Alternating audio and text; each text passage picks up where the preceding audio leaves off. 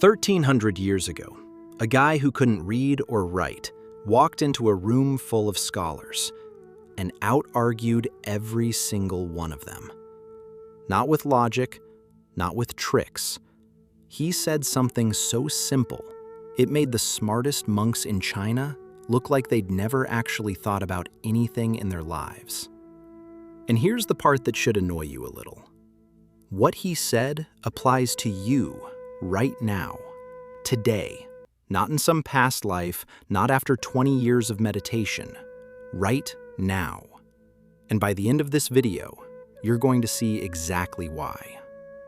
This is the story, and the actual words, of a man named Huineng, the Sixth Patriarch of Zen Buddhism. A guy who chopped firewood for a living, walked into a monastery uninvited, and ended up rewriting what enlightenment even means. Quick backstory, because it matters. Huineng grew up poor, sold firewood in the street to support his mother, never went to school. One day, he overhears someone reciting a Buddhist scripture, has this jolt of understanding out of nowhere, and decides, with zero training, that he's going to go find a Zen Master. He shows up at the monastery. They basically tell him, "You're illiterate, you're from the middle of nowhere, go work in the kitchen."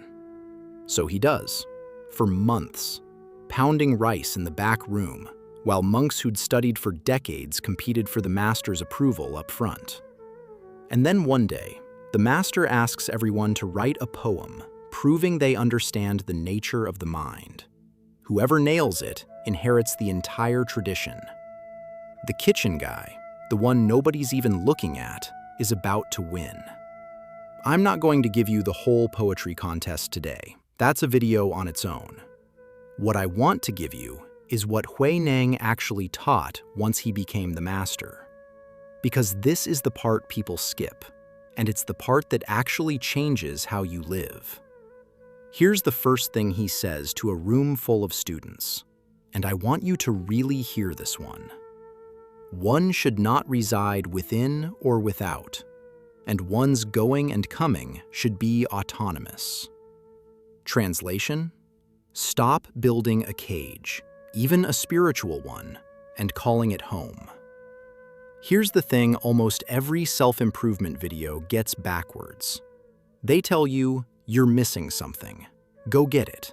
Read the book, do the retreat, buy the course, find the guru. Huineng's opening move is the opposite. He says the wisdom you're chasing isn't out there. It was never out there.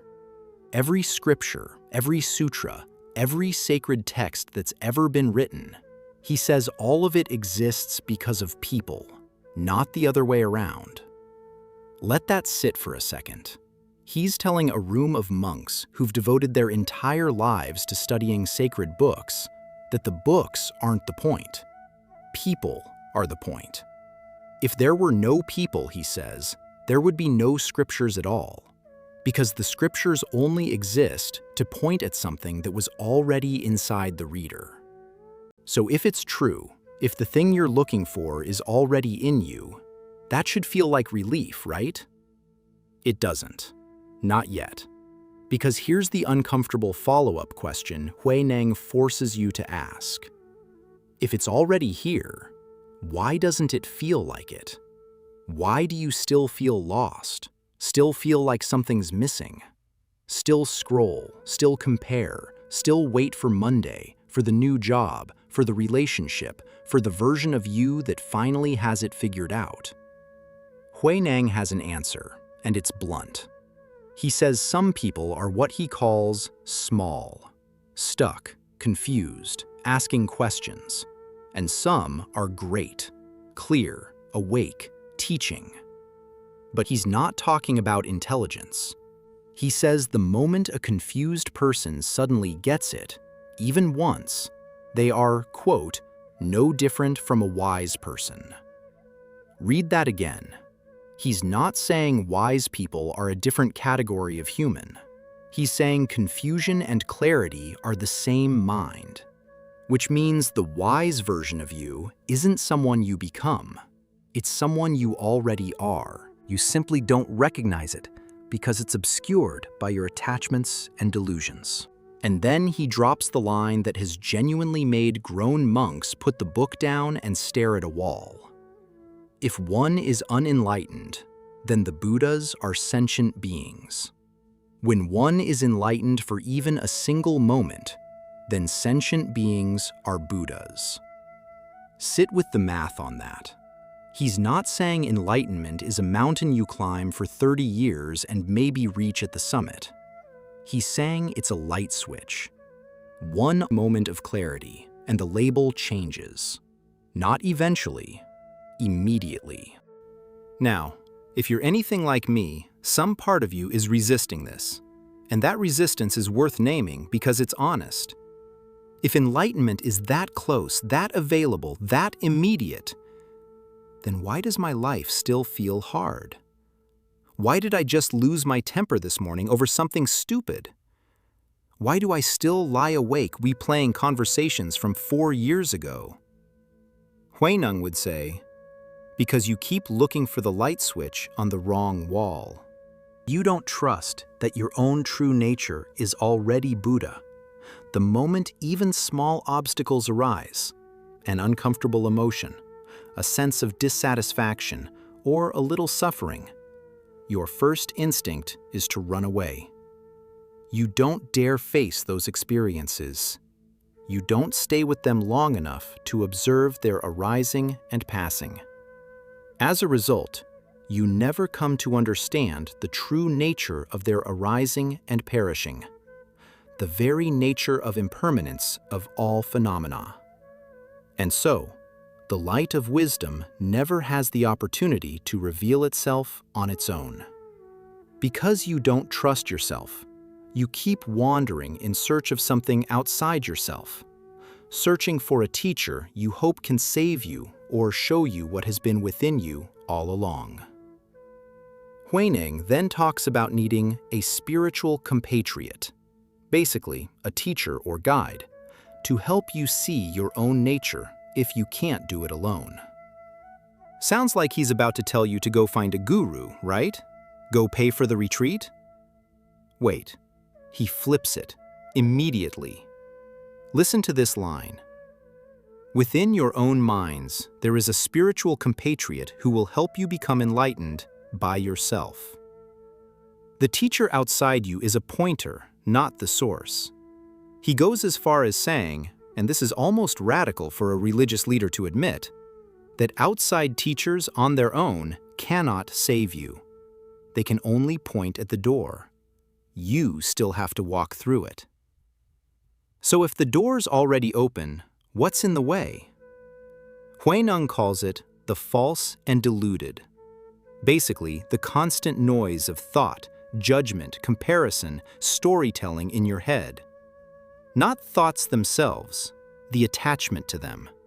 He says if you activate that, the false, deluded stuff, you get mixed up with false thoughts, tangled, lost. But if you activate what he calls the correct and true, basically honest, clear attention, those same false thoughts get eradicated in what he literally calls a single instant. Not a single retreat, not a single decade, a single instant. So now you're probably asking the obvious question. Okay, how? What do I actually do with this? This is where Huineng introduces the core practice of his entire teaching. One word: non-thought. And before you assume that means stop thinking, sit tight, because that's actually the exact misunderstanding he spends the next few minutes correcting. What he means is going to surprise you. Huineng is very clear. Non-thought does not mean blank mind, monk on a mountain, thinking of nothing. He actually calls that an extreme view, a trap. Here's his actual definition. If in seeing all the dharmas, the mind is not defiled or attached, this is non-thought.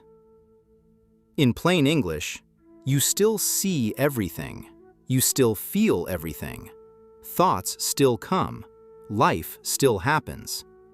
Non-thought just means you stop sticking to it. Stop grabbing each thought and building a whole identity, argument, or spiral out of it.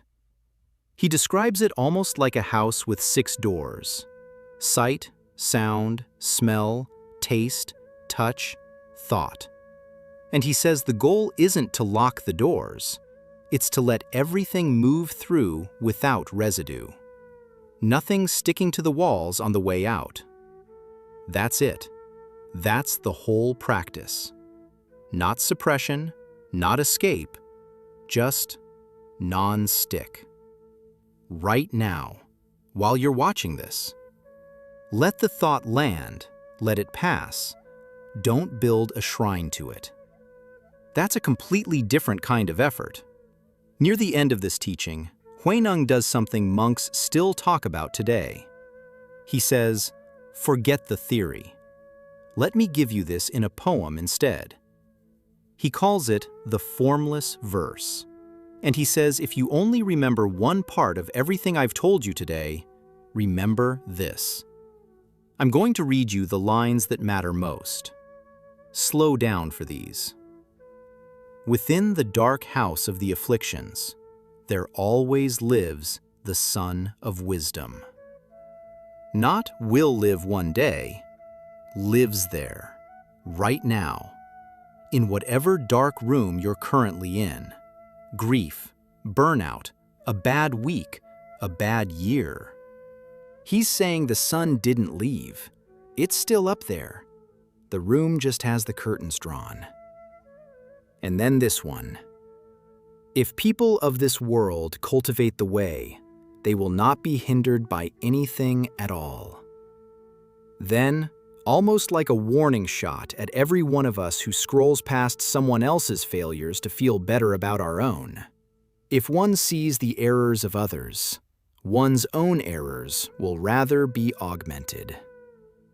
Read that twice. Judging someone else doesn't just waste your energy. He's saying it actively grows your own blind spots. The more you point outward, the less you see inward. And he ends the poem with a line so simple it almost sounds like nothing, until it isn't. When false and correct are completely destroyed, the nature of Bodhi is just so. That's it. That's the peak of the teaching.